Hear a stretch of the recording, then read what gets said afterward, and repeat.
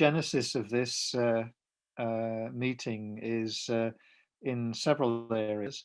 Number one is the area covered by Working Group 4 of the ENTER project, which is concerned with relationships between the EU and the outside world, and the ways in which those relationships have to adapt and change with change in the global system, and also with the principles on which the EU bases its adjustment to and its actions in the global arena.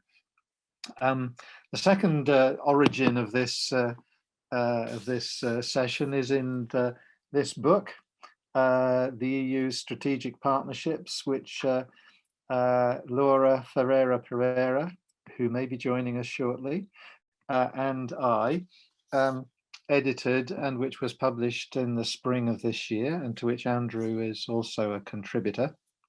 And this is a book which deals with the ways in which the European Union has tried to construct a network of strategic partnerships with major international actors. This book really concerns bilateral partnerships with major countries in the international arena, of which there are 10 formal partnerships, one of which with Russia is in suspension. It doesn't really deal with the interregional partnerships, which the EU also has with, say, the African Union or ASEAN, and so on. So we're trying to deal here with something that was advanced by the European Union in the early 2000s, really, as a significant part of its external action, and which has been challenged in a number of ways by both the behavior of partners and changes in the broader international arena. So that's really the framework for what we're talking about. But of course, there's also another dimension which is important, which is the evidence from recent developments that those since the book was actually sent to the publishers, which have created further challenges for the European Union and for its approach to external action.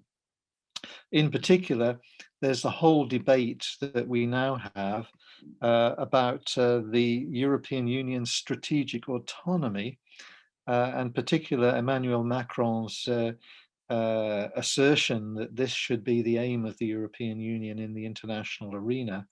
And in particular, from my point of view, it's strategic autonomy vis-a-vis the United States, but we'll come to that later. What we're going to do is, Andrew is going to talk about China, which is obviously one of the key challenges for the European Union. Laura, when she arrives, is going to talk about Brazil, another challenging relationship, and I am then going to talk about the United States, which has been responsible for at least some of the drama of recent weeks in this relationship. In the book itself, we talk about a number of dimensions of strategic partnerships and why they became a prominent part of European Union external action in the early 2000s and up to really about 2015. And they still exist, but it's no secret that the record has been quite patchy with these strategic partnerships. And what that means is that there's a question about the EU's role as a strategic actor and as a strategic presence in the international arena, which goes beyond the formal strategic partnerships. So in the book, we try and extricate what the logics of strategic partnerships are, whether they're for internal EU consumption, whether they're a response to international change, or whether they're something to do with the European Union's self-recognition, its identity in the international arena. We also talk about the ways in which the partnerships work, whether they are really strategic or whether they're a kind of management device for important relationships, or whether they're simply a sort of European Union adaptation to international events and realities. The EU isn't the only country that's ever had strategic partnerships. The United States has got quite a lot. China's got quite a lot. And some people would say they were particularly a reflection of certain developments in the early years of this millennium in the international arena. But the European Union actually made a big thing of becoming a strategic actor and concluding strategic partnerships, and we want to investigate the ways in which these partnerships have developed, the reasons for the challenges to them, and the implications of the fact that they've had a mixed record in terms of their impact on the world arena. So there are a series of questions about the why of European Union strategic partnerships, the how, the kind of focus that they have, and the impact, the ways in which they have impacted on the world arena. And just final point, you don't need me to tell you, but I'm going to, that recent events throw these into quite significant prominence, that the spotlight has been on the European Union's inability to actually act strategically in the world arena, and on the problems with some of its strategic partnerships. We've had the whole idea of the EU as a geopolitical actor, which goes along with this idea of strategic autonomy, but it doesn't quite give us a guide as to why the European Union, in the case of the US and China, in the case of Afghanistan, in the case of the so-called AUKUS arrangement between Australia, the UK, and the United States, which has caused a bit of turmoil, particularly in France. It doesn't really tell us very much about exactly how significant the EU is as a strategic actor in the international arena. So that's the kind of question we're trying to address, and we're trying to do it by looking at three, hopefully, of the major strategic partnerships that the EU has developed. And the first of those is China, and I'll hand over to Andrew. Thank you. Okay, so as I say, I'm going to talk about the EU-China strategic partnership, and I guess the key point I'll make is really about how that's changing and increasingly challenged by recent developments. The first broad point is that if you look at the range of EU strategic partnerships, then China is generally viewed as one of the biggest and most important. And certainly, at least hitherto, both the European Union and China viewed the relationship as a success story, but now that relationship is coming under stress. So I'll try and explore that dynamic. The first thing to say is that this EU-China strategic partnership emerged in the 1990s and 2000s. So to some extent, even before the EU was officially more generally using the language of strategic partnership. So this was at the point when the common foreign and security policy was being developed, and it was at the point when China was emerging as a global power. So, I mean, in that sense, I think it's perhaps not surprising that the European Union and China sought to and were able to engage with one another in different ways. For both the EU and China, the idea and practice of a strategic partnership between the two of them reflected in different ways their global ambitions. The second thing I'll just say a bit about is what was and maybe still is this EU-China strategic partnership. So what different elements, if you like, have gone together to make this relationship. One has simply been the economic relationship. So from the late 1980s through the 1990s, 2000s, we had a dramatic growth, in particular in trade between China and the European Union, also in European investment in China, and then more recently over the last decade, also in Chinese investment in Europe.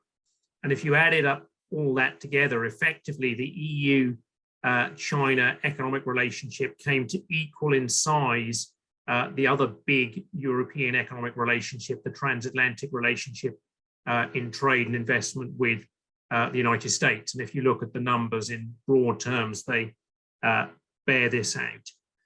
So that was just one feature of what became referred to as the EU-China strategic partnership. The second feature which I draw attention to, and this was something that I think the European Union particularly drove, although China reciprocated, and this was the institutionalization of the relationship. So what you saw through the 1990s and 2000s was the development of a very wide range of EU-China bilateral dialogue and cooperation institutions. So from annual summits downwards through a whole range of different institutions on the EU side and on the Chinese side. So this institutionalization had two features. One was that it was multi-layered, so that it involved the highest tiers, but right down to lower level officials in things like the EU External Action Service and directorates of the European Commission and so on, and their counterparts on the Chinese side. The second element then of this institutionalization was that it was multifaceted. So it involved not just political dialogue, but economics and a whole range of sectoral dialogues on various areas. Third feature then of this strategic partnership as it evolved and developed through the 1990s and 2000s was that it was also multifaceted. So it wasn't just an economic relationship, it was also political. It took in a human rights dialogue, it involved city-to-city dialogue and a whole range of other things. So an institutionalized relationship that was both multi-layered and multifaceted in covering quite a wide range of areas. And then the third element that I'd point to would be actual cooperation projects and activities. So again, the EU and China sought to develop a range of cooperation projects and activities. So for example, in terms of climate change and green technology, the EU provided assistance to China to help it develop its capacities in responding to climate change to reduce greenhouse gas emissions in the environment and so on. So if you added all that together, there was something that was in a sense quite substantial, which in crude terms didn't exist in the 1980s. 2 decades later, by the mid to late 2000s or into the early 2010s, you had this thing that was referred to as the EU-China strategic partnership, or sometimes also the EU-China comprehensive strategic partnership. The one other point I'd make here, though, is that one shouldn't get too consumed or overtaken by the rhetoric. So although there was this strategic partnership, and I believe there was substance there, there was also, even in this period, to some extent, a gap between the rhetoric and the reality. So the rhetoric was sometimes quite strong. The reality behind it perhaps was less deep or less substantive than the rhetoric of strategic partnership sometimes suggested. So then the next thing I'd do is just try and assess where we're at the moment. And I would argue that over the last 5, maybe 8 years, we've witnessed a growing change and a number of dynamics which are putting the EU-China strategic partnership under stress in a range of different ways. And I would point to 2 developments. One would be developments in China and Chinese foreign policy, and then secondly, the US-China relationship. So in China and Chinese foreign policy, we've seen obviously an increasingly authoritarian turn under Xi Jinping, and also in a sense a return to the world of a single dominant leader under Xi Jinping. And then secondly, we've seen what's sometimes referred to as the new assertiveness in Chinese foreign policy, an increasing willingness on China to assert its influence, to assert its perceived interests, and so on. One German China analyst captured some of this for me quite nicely. He put it that there was perhaps more Leninism in China than we thought.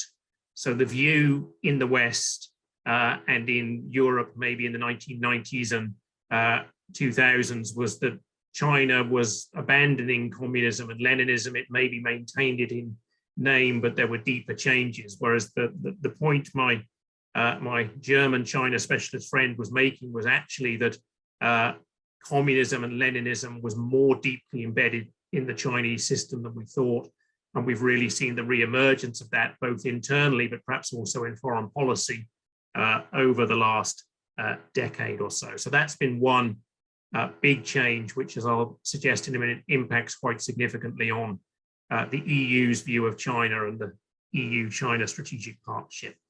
The other one, obviously, has been growing strategic rivalry between the United States and China, what some analysts describe as a new Cold War between the US and China. And obviously one example, perhaps two examples of this that we can point to are the AUKUS, the Australia, UK, US Strategic Pact of the last few weeks, which doesn't, if you look at the text of the trilateral statement from the key three countries, doesn't actually name China, but clearly is in a sense there in terms of an effort to counterbalance China. And then the other thing that we can point to that's very much in the news in the last week or two has been Taiwan and the escalating situation there. So the second part of the new context, as I say, is intensifying US-China strategic rivalry.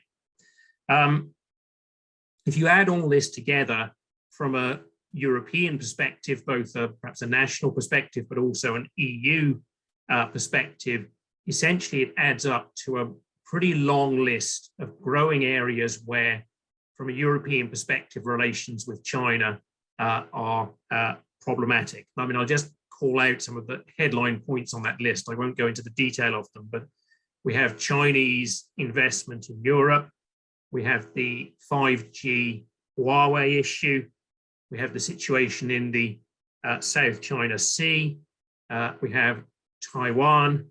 We have the Chinese effectively abandoning the one country, two systems policy in Hong Kong. And we have the situation of the increasing repression of the Uyghur minority in Xinjiang. So from a European perspective, one way or another, all of these things, and there are probably others we might mention as well, are problematic in terms of China's behavior and Europe's relations with China. The consequence of this has been that we've seen over the last 5 years or so, an incremental toughening of European policy on and policy towards China. And in particular, the EU issued new official China policy papers in 2016 and 2019. And these, embodied this toughening of European policy. And in particular, the 2019 paper came up with this description of China as a combination of a cooperation partner, an economic competitor, and a systemic rival. And from the kind of official EU perspective in Brussels at the moment, that kind of uneasy combination embodies the view of China and the relationship with China.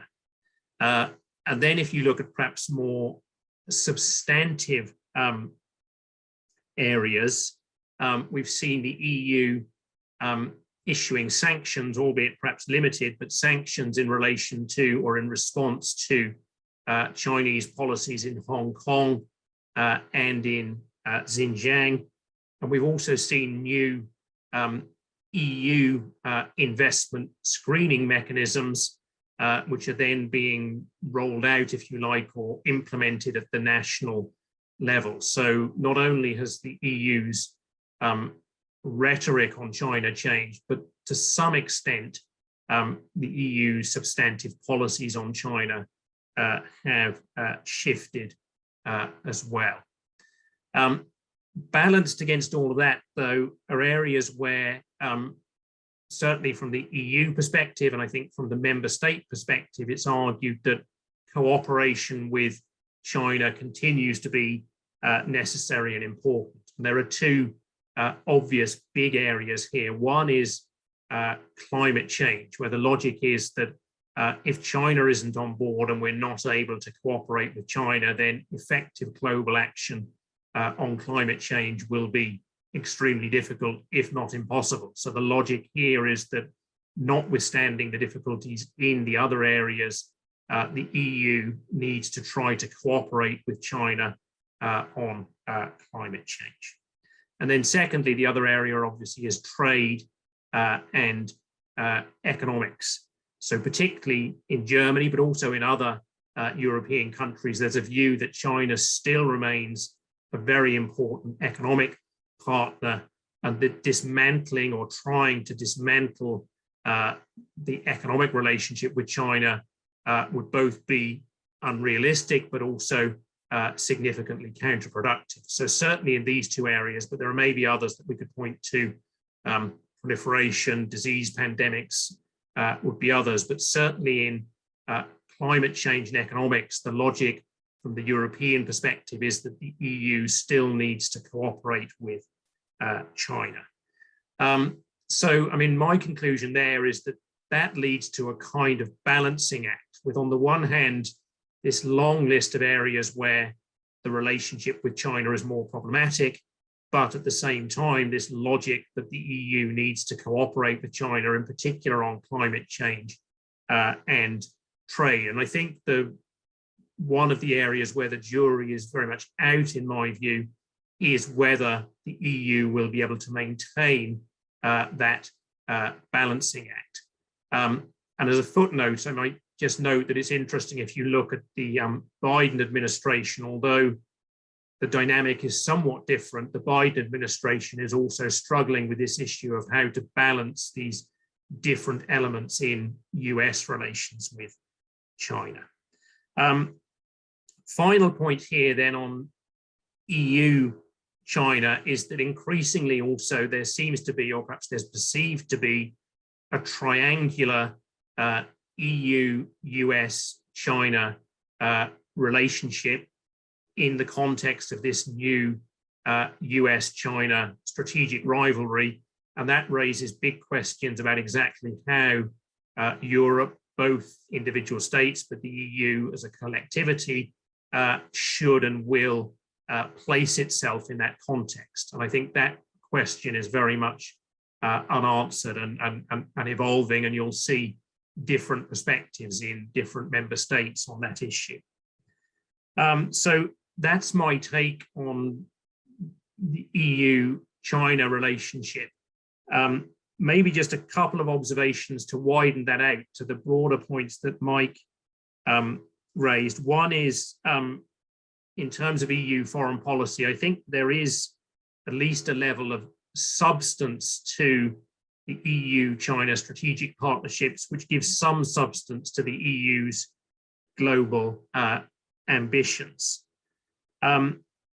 Secondly, on the question of differences amongst member states, the degree of convergence or divergence vis-a-vis China, my view would be that there's actually been a reasonably high degree of unity on this issue, but obviously some differences at points between member states. And then finally, one other observation is that one of the challenges the EU faces in foreign policy as a whole, but I think the China case illustrates this, is the difficulty of translating the EU's economic size or economic weight into political influence or political impact, in the case I've been examining with China, but more broadly. So I'll stop there and hand back to Mike. Thank you. Thanks very much, Andrew. I think in the continuing absence, I think, of Laura, I suspect she may have got the wrong time zone, in which case she might be appearing in about 10 minutes' time. We'll see.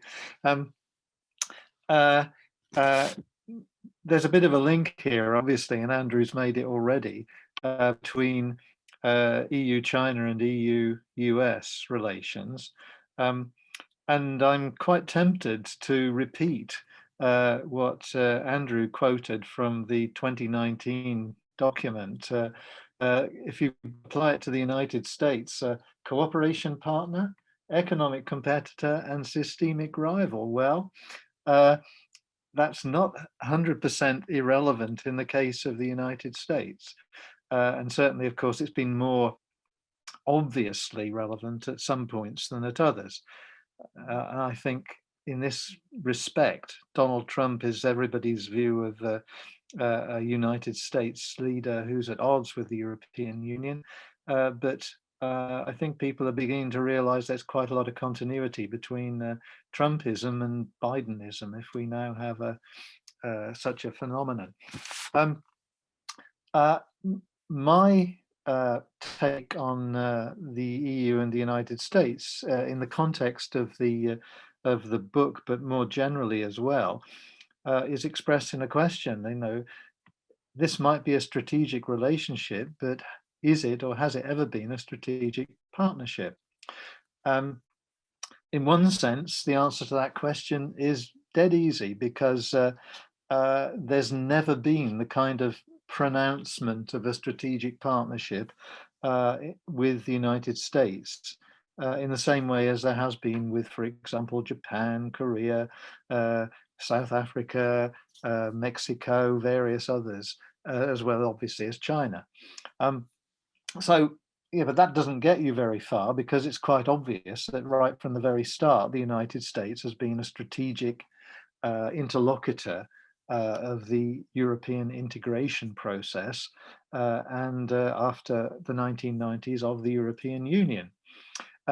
So we have a situation in which the United States always appears in the list of strategic partners, and has been a strategic relationship for the European Union, and before it, the European Economic Community and other bodies. But there's no overarching framework or overarching set of principles. If you're looking for a set of principles, I suspect the place to look is in the 1990s, and I'll come to the reason why that is the case in just a minute.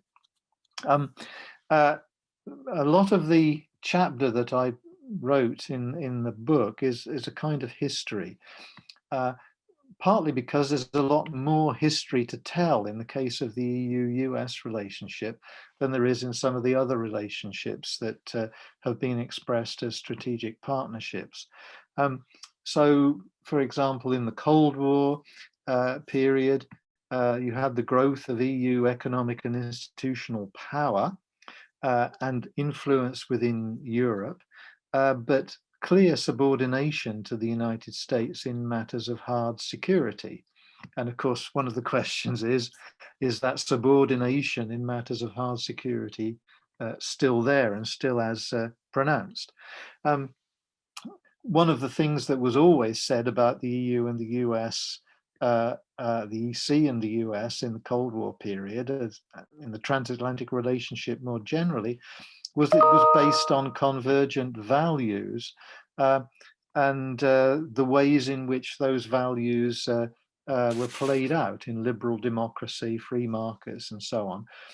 but I think even during the Cold War period, there was a lot of contestation behind those assumed shared values. And one of the current issues is the extent to which there are still important shared values between a changing United States and a changing European Union. In the post-Cold War period, this was the period really of opportunity for the European Union in terms of its international actorness, as some people call it. A lot of opportunities in a way created by the post-Cold War period, particularly in Europe, of course, but also beyond, in the international institutions, in the multilateral system with the World Trade Organization and so on. And this is the period in which you might look for some formal components of a growing strategic partnership with the United States. So, for example, you had the 1990 Transatlantic Declaration, and then in 1995, you had the new Transatlantic Agenda and the Transatlantic Action Plan, which in some respects still lie behind the relationship between the EU and the US. And this also generated a number of different dialogues, business dialogue, legislative dialogue, and so on, between the EU and the US. And these were symptoms, if you like, of the growth of some kind of strategic overlay to the partnership. I see Laura has now joined us. Welcome, Laura. It's okay. Okay. We can't hear you, but it's okay.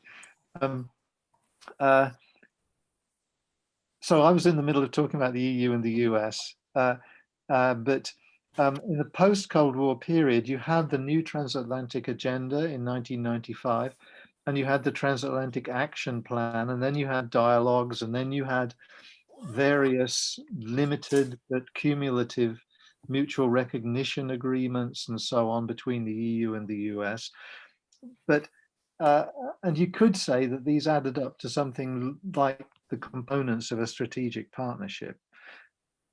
Then in what I would describe as the post-Cold War period in the 2000s, you've had a whole series of apparent crises between the EU and the US, attempts to re-establish partnership in a big way, but a general atmosphere of crisis which has persisted effectively since the Iraq War, even before that in a way, with the environmental issues surrounding the Kyoto Protocol, and which has only infrequently become less of a set of tensions. Under George W. Bush, it's pretty obvious that you had the Iraq War and various other activities that created strong differences between member states of the EU and the United States. You then had a period of apparent reconciliation under Obama, but the persistence of economic tensions and also the persistence of underlying tensions about the use of force and security issues in the transatlantic relationship. And then, and I'm not going to spend all that much time on it, we can come back to it, you had Donald Trump. And I've written extensively about this elsewhere.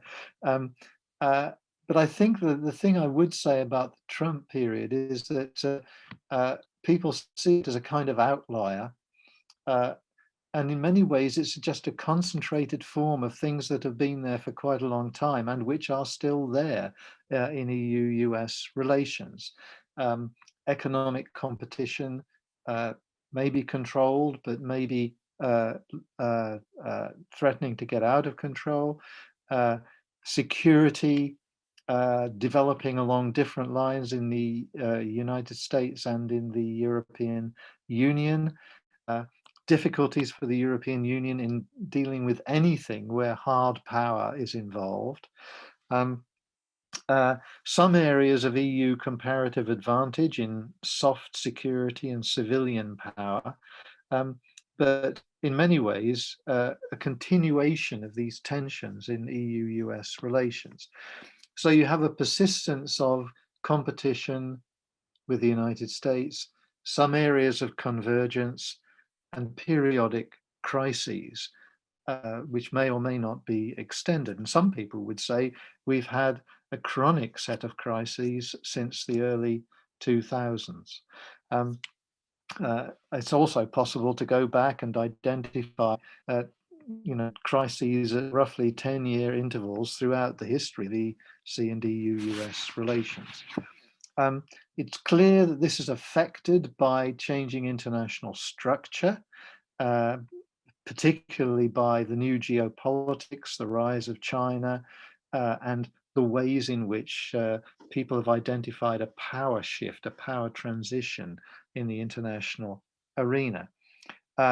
It's clear also that it is affected by domestic structure and by domestic politics, by America First policies, by American potential isolationism or withdrawal, and by European difficulties with member state nationalisms and with institutional constraints on the way in which the European Union can relate to the United States. So, although it's been strategic throughout, is this a strategic partnership? That's the question we need to address. And this is given additional focus by current and recent events. And this is the last part of what I want to talk about. First thing, the transition from Trump to Biden was trumpeted, if in a way, as bringing about a whole new atmosphere and a new agenda for transatlantic relations and EU-US relations in particular. Question is, has it? Because a lot of the characteristics of Trump's foreign policy are still there, whether it's a legacy or whether it's just a structural characteristic of current American foreign policy. America is back, according to Joe Biden, but America First has not disappeared. There is more diplomacy, but the Biden idea that he put forward at the UN of relentless diplomacy is not necessarily very promising for EU-US relations. And some people would say it's already been breached, that particular commitment. You can see this in relation to China, particularly, and Andrew's already talked about that. I think from the EU perspective, one clear issue, and it's raised by what Andrew said about Taiwan, is how far do the Europeans want to be dragged into the kind of conflict that might occur and might lead to an escalation of tensions over Taiwan.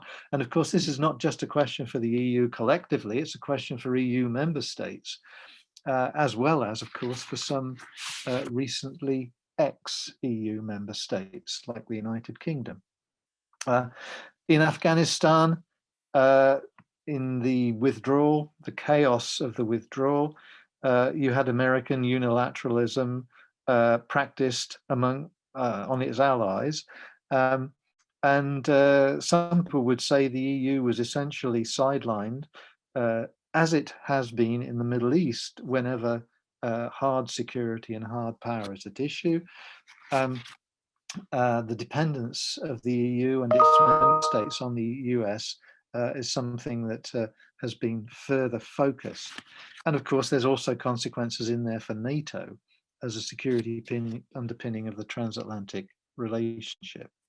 As for AUKUS, and our Prime Minister referred to this in his address to the Conservative Party conference earlier on today, in a rather flippant way, but then that's the way of our Prime Minister. This crystallizes fear of, amongst European Union member states, it seems to me, of a form of US unilateralism, because it was driven very much by the US, predatory behavior, if you like, in terms of taking advantage of Australian security needs and reshaping them to benefit the United States.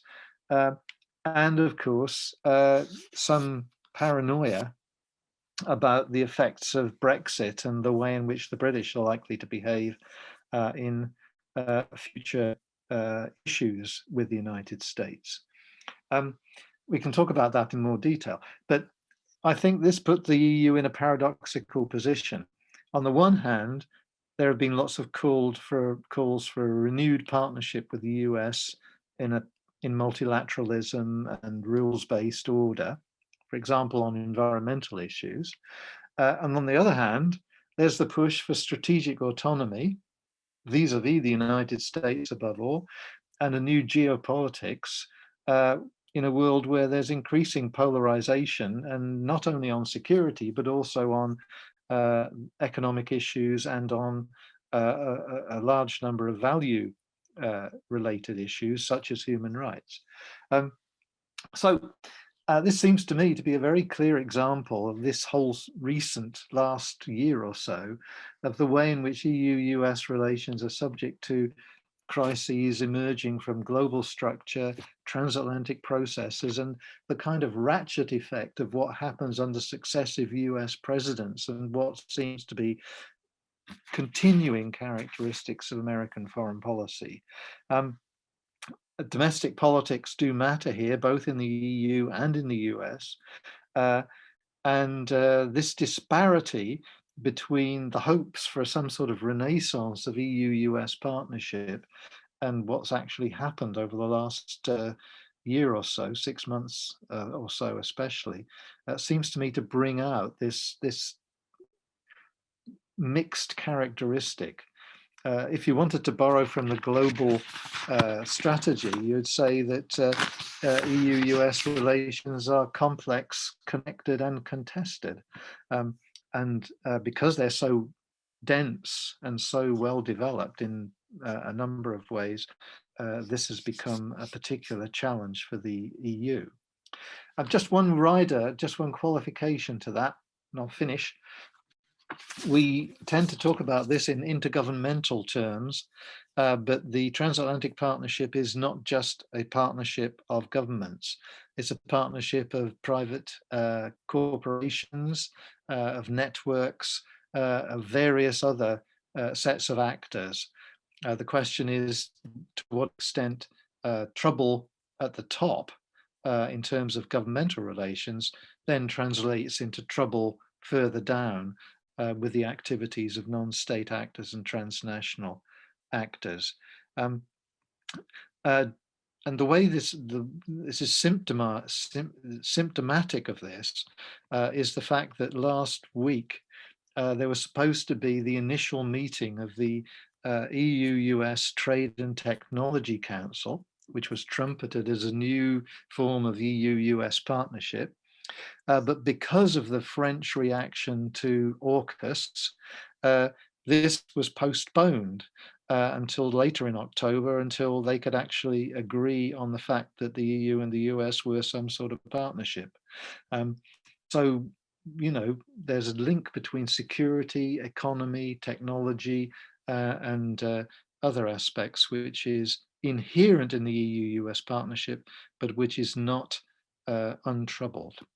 And that's where I finish. Let me start by thanking Mike for organizing this roundtable, which, give us the opportunity to revisit the discussion and the reflection that we have undertaken together with a group of esteemed colleagues during 2019 and 2020. This reflection was well advanced when the coronavirus crisis started in March, and since then, as people say in Spain, it rained a lot. And when I'm saying it rained a lot, I mean not only I want to refer not only to the implications, the various implications of the coronavirus crisis that we are still witnessing. But also, as part of this metaphorical rain, we can also think of the critical US withdrawal from Afghanistan, the launching of the new security partnership that Mike have just referred between Australia, UK, and US, and the launching by the European Union of the global gateway. So, as I think Mike has said in his introductory remarks that I've read beforehand, the plate is full of hot topics to discuss, not only today, but in the forthcoming weeks or months in connection to the European Union's partnerships in crisis. It's also a pleasure to meet, even if at the distance, both Andrew and Julia. And it's also good to know that we have some audience, because it makes the discussion more interesting. My contribution to this roundtable relates to the EU-Brazil strategic partnership, and I would like to share some thoughts which can be then elaborated a bit more when we open for the discussion. As I have explored in my chapter of the book that I assume that Mike have mentioned in the introduction to this roundtable, thank you, Mike. Since 2014, the relations between EU and Brazil can be described as being the state of limbo, or as I call it, in a state of suspended animation. And this came after a vibrant period ranging from 2017 until 2014, which coincided with Durão Barroso leadership of the European Commission. It was during this period that 7 EU-Brazil summits took place, and a comprehensive joint plan, joint action plan for the period between 2012-2014 was adopted. And under the umbrella of this joint action plan, around 30 sectoral dialogues were launched and developed. Since 2014, we can say that European Union's Brazil strategic partnership has hibernated. There's been no EU-Brazil summits, and relations between EU and Mercosur that since the inception of this strategic partnership has been linked. So since the inception of the EU-Brazil strategic partnership, the EU-Mercosur relationship and agreement towards a free trade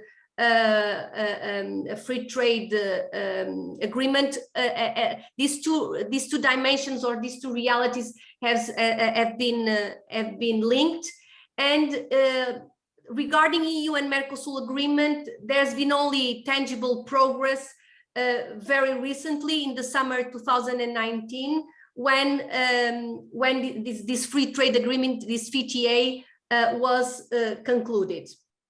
That being said, despite the signing up of this agreement, there's been criticism and suspicion about Brazilian government real commitments to climate goals enshrined in the Paris Agreement, and the ratification of this EU-Mercosur agreement became really uncertain during 2020, especially in the sequence of the European Parliament's resolution of October 2020, emphasizing that the EU-Mercosur agreement cannot be ratified as it stands. Although the Portuguese presidency of the Council held between January and June 2021 has endeavored to keep the ratification of this agreement at the top of its agenda, and had the somewhat unrealistic ambition to conclude the process. Eventually this did not happen, and the ratification is still pending. I'm referring to this EU-Mercosur free trade agreement because, as I said, there's been, since the inception of the EU-Brazil strategic partnership, these two realities have been linked. And when we discuss this strategic partnership and try to make an update of what happened since 2014, this issue for me is among the most relevant ones, because there was this FT way. I was in Sao Paulo in summer 2019 when the signing up of this agreement was really celebrated. But the celebration, as some of you might recall, was very short-lived. Beside this state of limbo, now more focused on EU-Brazil strategic partnership per se, or in itself, there's been a negative incident which further overshadowed EU-Brazil relations, which was Brazil's decision to suspend its membership or its participation in the Community of Latin American and Caribbean States in January 2020. This Community of Latin American and Caribbean States, also known as CELAC, if we write in the name of this bloc in Portuguese or in Brazilian Portuguese, this is a regional bloc composed of more than 30 states of the region, Latin American, Caribbean, and created between 2010 2011, and with which the European Union has been developing growing relations on a region-to-region basis. So it's an important interlocutor in the region for the European Union. And the fact that Brazil has suspended its membership in January 2020 was a very negative development when we assess, when we make a more updated discussion and assessment of the EU-Brazil strategic partnership. So on the part of Brazilian authorities, there's been a continued political diplomatic disinvestment in its relations with the EU, that indeed started during the second mandate of Dilma Rousseff.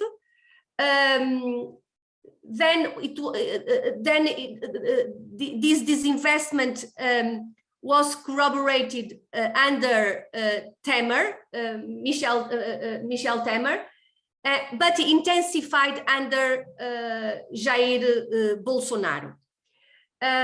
Since a strategic bilateral relationship calls for two engaged partners, as I'm sure Andrew has said, and Michael as well, so it calls for two to tango.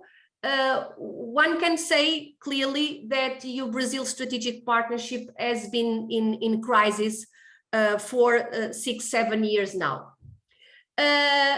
This is not to say that there's been a total shutdown or a total deadlock in this bilateral rapport, since there is evidence of some bilateral dynamism, for example, in the domain of higher education, under the edges of the Erasmus Plus program. And we have a chapter on the book that elucidates these asymmetrical developments. So a state of limbo at the highest level that gain expression in the organization of intergovernmental summits of heads of state and government. But then, if you want, at the bottom,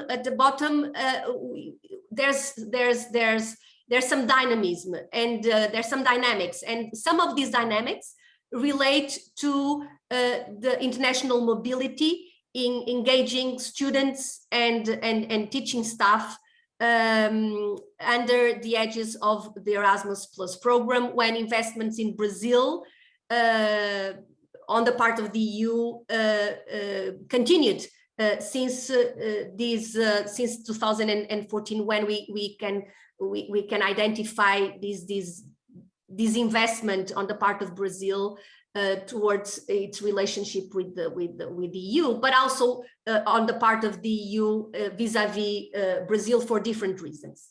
Moreover, there's been some promising signs apart from the Erasmus Plus program. When we try to update the discussion, there's been some promising signs in the digital cooperation domain, as revealed by the organization of 2 EU-Brazil conferences on digital economy and innovation. These 2 conferences took place in March and June this year, during the Portuguese presidency of the Council of the European Union. The Portuguese presidency was particularly involved in the organization of these 2 conferences. That were very much taken by the launching of a submarine fiber optic cable infrastructure provided by Ela Link, connecting Europe to Brazil. This infrastructure starts in the Portuguese port of Sines and finishes in Fortaleza, Ceará, in Brazil. And this infrastructure was inaugurated in the beginning of June 2021, and was also very much celebrated here in Lisbon by the Portuguese authorities. First, because it happened during the Portuguese presidency of the Council of the European Union.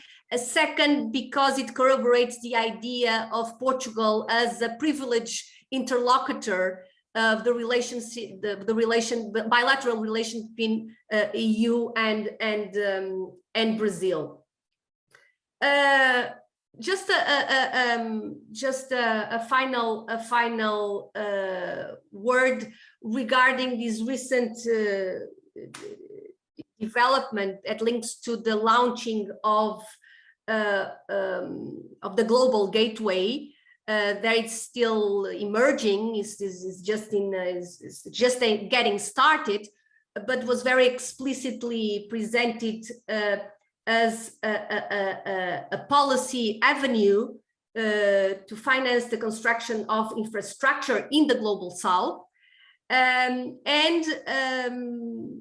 as an attentive observer of the evolution of the strategic partnership between EU and Brazil, for me it's difficult to envisage any degree of success of this global gateway that is focused on global south without engaging Brazil as a leading regional power, or as one of the regional leading powers in global south. So I think that the European Union has to, in forthcoming months, has to make a very serious reflection about his strategic relationship with Brazil, that was very much overlooked in the global strategy. I referred to that in my chapter,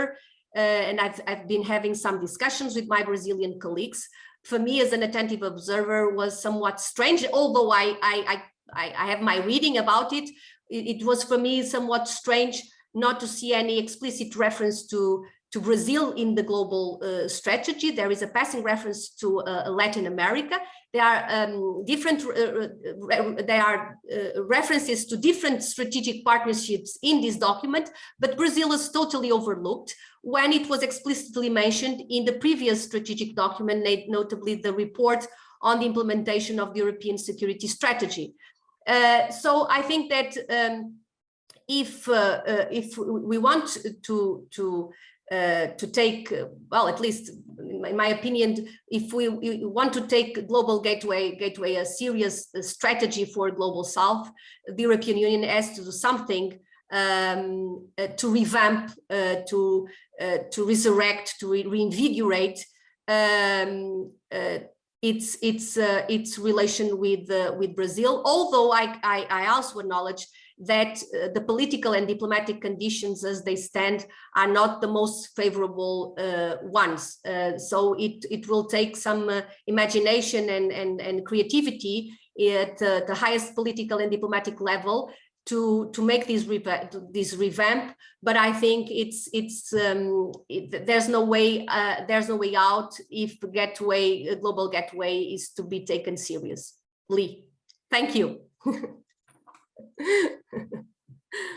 Thanks very much, Laura. We kind of guessed that the time zone might have been a bit an issue, but what you said in the last part of your remarks about the global gateway is obviously links up with issues like China, the Belt and Road, and the kind of strategic competition that's taking place in that kind of context, the development and infrastructure context.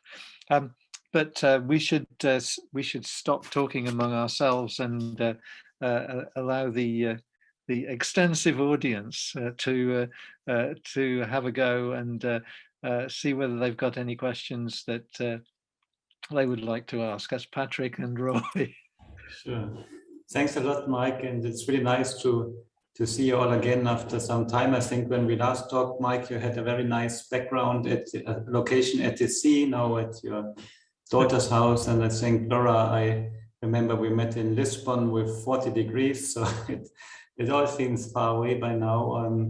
I really enjoyed your presentations, and one thing that I was wondering, not knowing so much about strategic partnerships, was what kind of criteria are applied when determining who should be a strategic partner for the European Union? Because listening to your presentations, it almost sounds a bit arbitrary. You know, Laura was mentioning why it's not Brazil a strategic partner. Then we have China, also questions about, you know, why it wasn't developed with the United States. So do you see that there's a certain, you know, certain criteria that tell us, you know, who is kind of eligible for being a strategic partner, or how is this kind of determined? And I think it's really a question for all of you.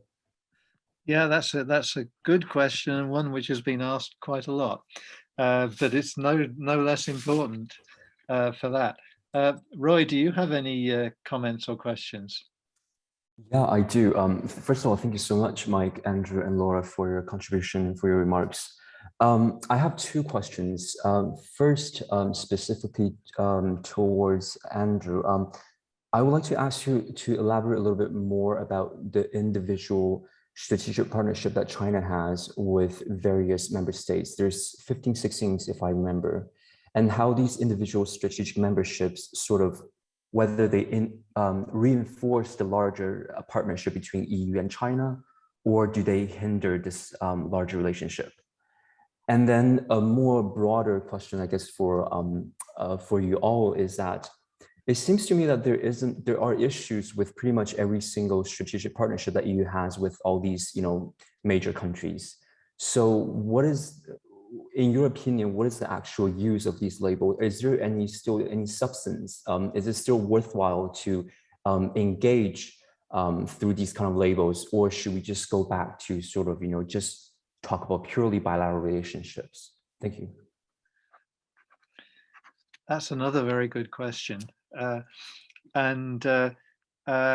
let me start on the question that Patrick asked. I mean, it's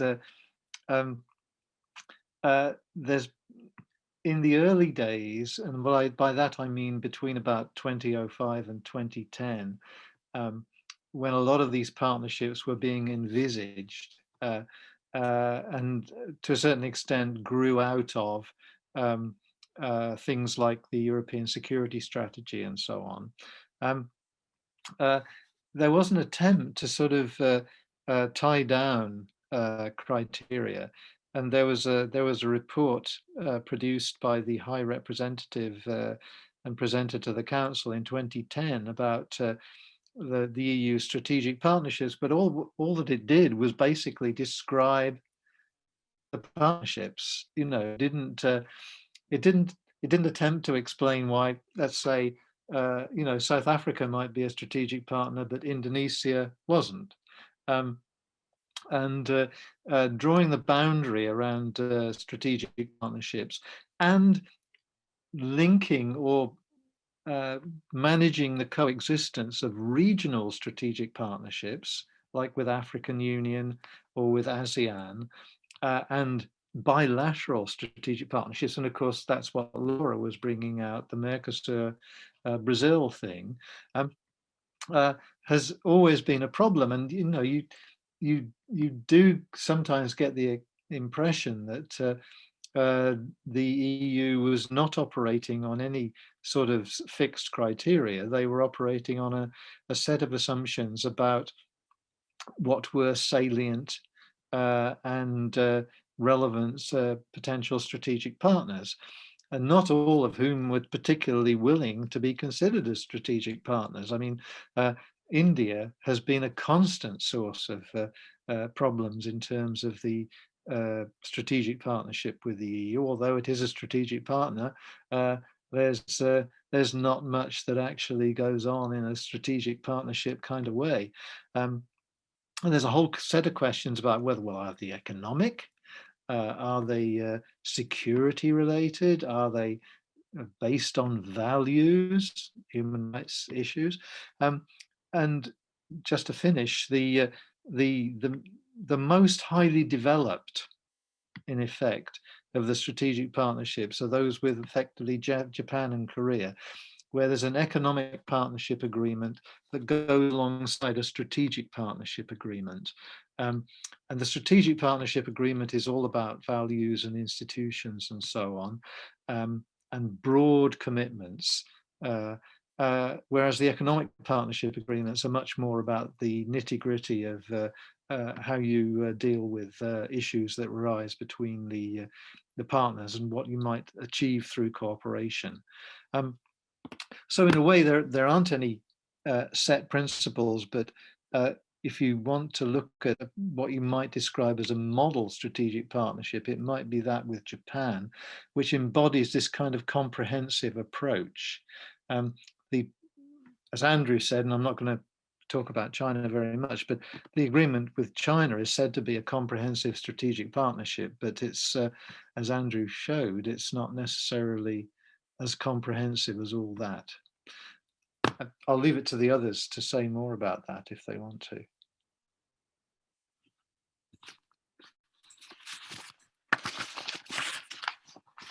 Will I go next, maybe?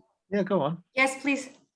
Thank you. I mean, thanks, Roy. On the question of the member states and their bilateral relationships with China, I think a number of points. One, they largely parallel, if you like, the larger EU relationship with China. So they don't, I would argue, dramatically kind of contradict or undermine, if you like, the larger collective EU relationship with China. But what is striking, it, I think, is that if you look at how the diplomacy of this plays out, there's rather little effort on the part of national leaders and national governments to frame their national bilateral relationships in a larger EU context. So when, you know, Chancellor Merkel or President Macron, you know, goes to China or meets with the Chinese leadership and so on, I'm struck that it's quite often framed as a bilateral, you know, German-Chinese, French-Chinese, or, you know, other member state relationship, rather than framing it in the context of the larger EU relationship. And the other thing I would point out is that China has, for a long time, been pretty good at playing divide and rule.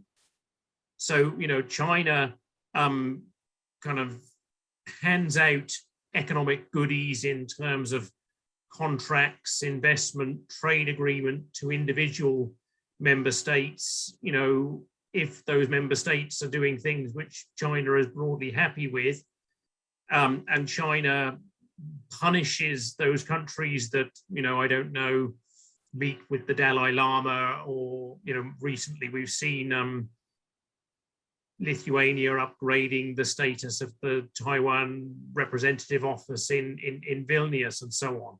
So I guess two things, maybe three things. One, I don't see there's a massive contradiction between the bilateral member state relationships and the larger EU relationships, but the member states don't frame those relationships in an EU context. And at the same time, China, as I say, is quite skilled at playing divide and rule. And then maybe on your question of, I suppose you might frame it, what's the added value of something being a strategic partnership? And I have to admit that I'm, you know, somewhat skeptical, I think, as your question implies, you know, is the added value all that great? Quite often, probably not. And one of the other questions which consistently is in my mind is, you know, if, you know, in a general sense, you know, the EU may need to cooperate with partners A, B, C, and D on, let's say, climate change. But again, where would be the added value of bilateral cooperation as opposed to cooperating with China or India or the United States on climate change in the context of the UN Framework Convention on Climate Change and so on? So there's a kind of logic which says that we, the EU, need to cooperate with countries, you know, A, B, C, D, and E on climate change, on COVID-19, on proliferation, or whatever it might be. But I'm kind of, again, I would ask the question, what's the added value of doing this specifically on a bilateral EU-China or EU-Japan or whoever basis? And I'm not clear that there is very much added value beyond what would or could be done in other contexts, I suppose. Yeah. Laura? Yeah. Thank you. Jet, just to add some points related to the questions raised by Peter and Roy, and I will not repeat what Mike said aptly about the European Union not having a set criteria regarding the strategic partners, but it's important to perhaps to recall that as we try to explain in the book, there is a background here of sort of emulation that the European Union has done in relation with the US foreign policy after at the end of the Cold War. The US was the first that started with selecting among major players strategic partnerships, and Russia emerged as the first strategic partnership for Washington, and then the EU emulate that, and then came the first, before we speak about the 10 strategic partnerships that have been acknowledged in that document of 2010 that Mike referred. Ukraine emerged as a strategic partner in the 90s, and then it dissolved because then it began a tension and a competition between Russia and Ukraine, and the European Union needed to make very clear that the primus inter pares was Russia and not Ukraine.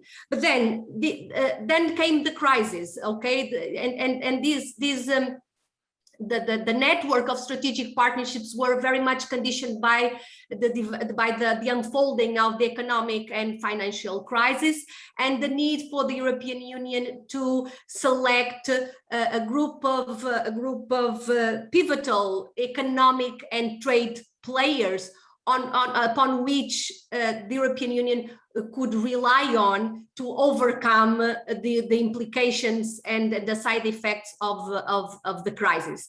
And then they become a part of the narrative of the strategic partnership diplomacy, and that's what's mostly the focus of our book. But until now, there's not been a huge evolution in terms of clarity,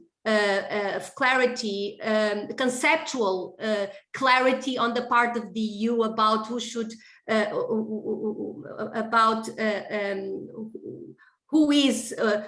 the profile of a strategic partner, so to speak, to put it more clearly. Let me also refer that, and was an issue that we did not have the opportunity to develop in the book because we have also to make a selection. But if you think the European Commission played a very important role in the identification of these strategic partners.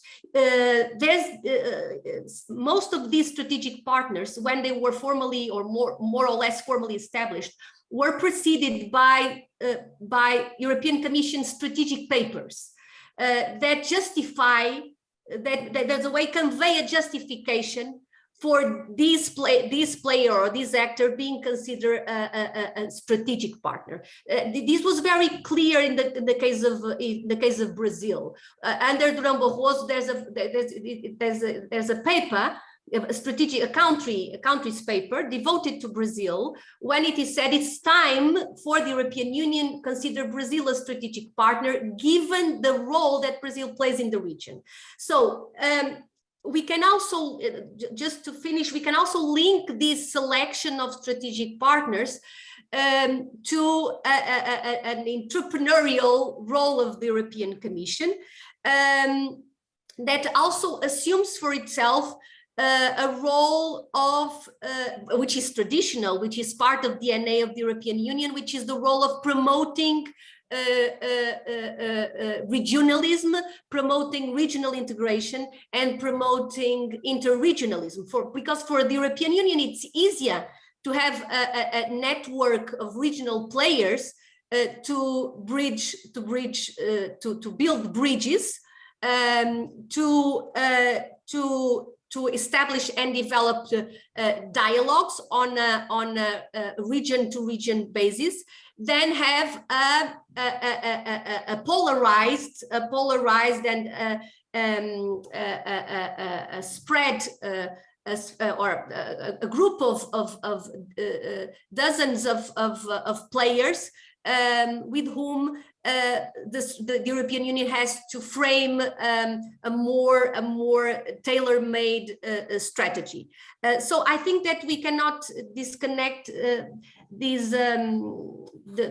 development of these 10 formal strategic partners from this role of the European Commission and from the role that the European Union has been traditionally and historically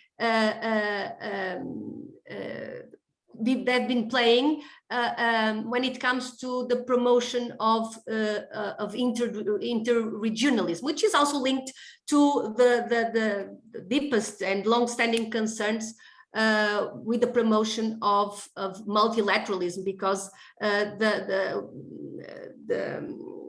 the fact that the regions are more or less organized, are more or less structured around a pivotal player, also helps to organize and to structure the multilateral dynamics. And I would stop here. Thank you. Thanks very much, Laura.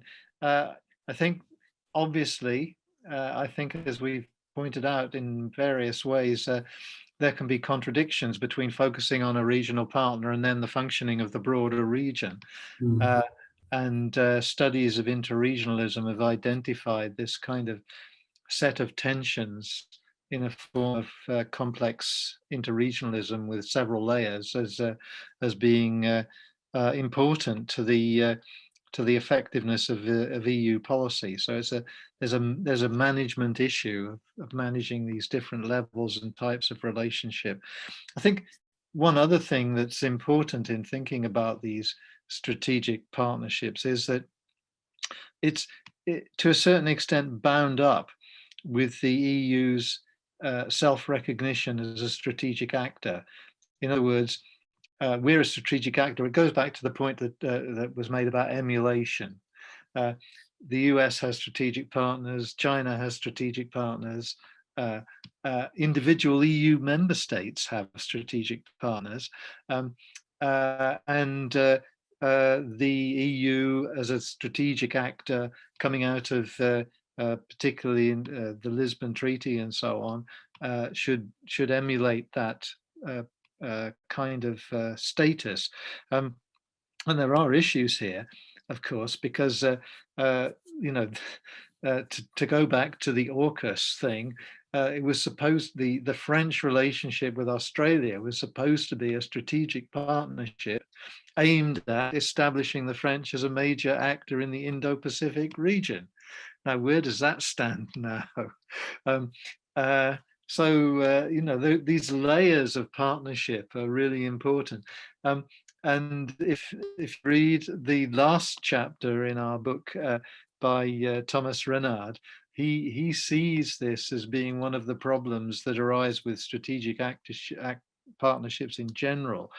And he argues that this was an idea which was very typical of the early 2000s and the 2000 to 2010, and that for a variety of actors, this has become a less relevant label to put on things. They still exist, but some of them are in, as Laura has said, are in limbo. Some of them have been overtaken by broader events or by structural changes in the global economy or the global security system. And some of them have been subsumed in a way into regional types of partnerships. So in a sense, it's a historical study, but as I hope we've shown, there's also a very strong element of current relevance, not to the formalities of a strategic partnership, but to the difficulties of managing strategic relationships in a changing world arena.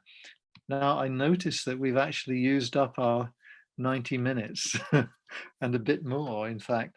But does anybody have a last contribution or question that they want to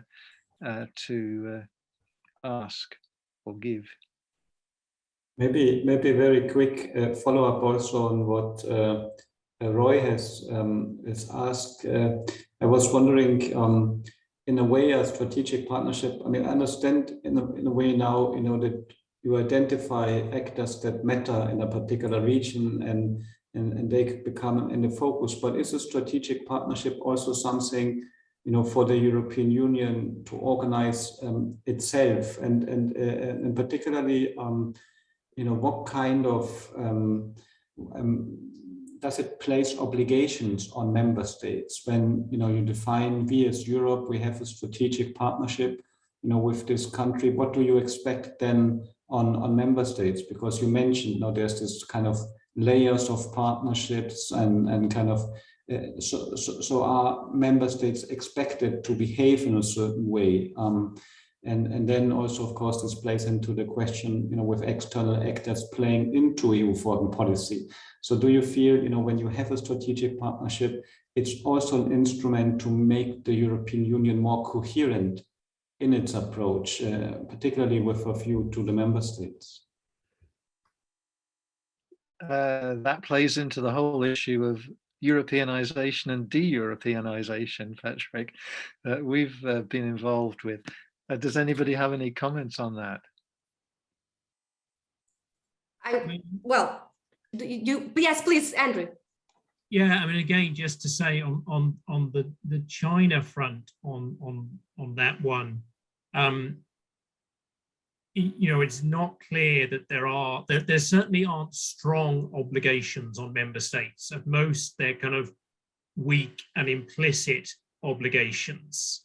And I mean, just maybe to think of one example which immediately comes to mind is, the EU has been very cautious in not formally kind of signing up to the Belt and Road Initiative, for instance, whereas the Italian government under the previous government a couple of years ago, formally signed up and said, we formally become a member of Belt and Road Initiative and sign up to this and look forward to working with China on this. So certainly in the China case, the obligations, if you like, if we put it that way, would be quite weak and implicit.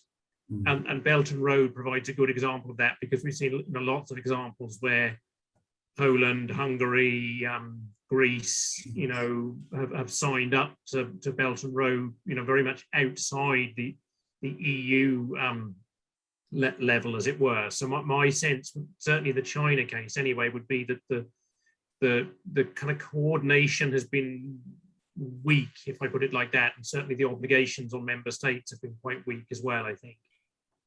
Thanks, Andrew. Okay, may I? Yeah. Okay, to my understanding, and I think I can also speak on behalf of Mike, because we mentioned that at some point in the introductory chapters. Definitely, the organization of this network of 10 strategic partnerships has been an attempt on the part of the European Union to be more coherent as a strategic actor, or as a strategic diplomatic actor, if you want. Although there are tensions and contradictions and shortfalls, and of course, this strategic partnership diplomacy is just a track among other tracks that unfold, notably, as Andrew referred, the bilateral track between member states and the strategic partners. And Andrew gave a very illustrative example with the Belt and Road Initiative, and Portugal is also part of that, because Portugal has been subject of some criticism on the part of some of its Southern European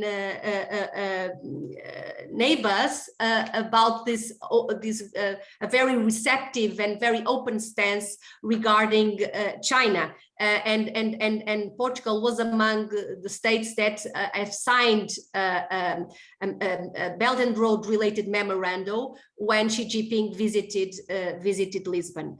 But I think we should not be surprised about, as Andrew referred, the weakness and the implicit nature of the obligations underlying the relations between member states and a given strategic partner, because this operates on an intergovernmental basis. So this is this is of course, it is expected on the part of the High Representative, on the part of the single external action service, that the states behave in a given way, in a certain way, vis-a-vis, for example, China, so to ensure a more or less common voice regarding China and its initiatives and strategies. But we know that in the reality on the ground, things do not happen like that, and there are always breaches that happen for the sake of national interests, geopolitical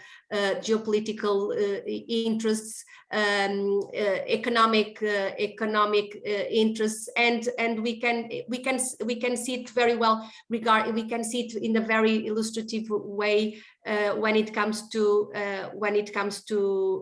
China. And I think that's what my notes. Yes. Yeah, kind of just one other comment. If you want another test case, think about Russia. Russia is the only strategic partner that I'm aware of that's had its membership or its status kind of suspended. But that hasn't stopped, of course, certain EU member states having quite close relationships with Russia, of necessity in some cases. You know, so seeing it as a device for sort of social control of EU member states, I think is doesn't really work that way. Seeing it as a device for a sort of self-recognition at Commission, perhaps EEAS level of the EU as a strategic actor or as a putative strategic actor is a more likely kind of explanation, but it doesn't actually get you very far with thinking about strategic partnerships as an operational part of EU external action. I think maybe we need to close this. Thanks very much, Roy and Patrick, for being such a good audience. Thanks a lot, and thanks also to Laura and Andrew for their contributions.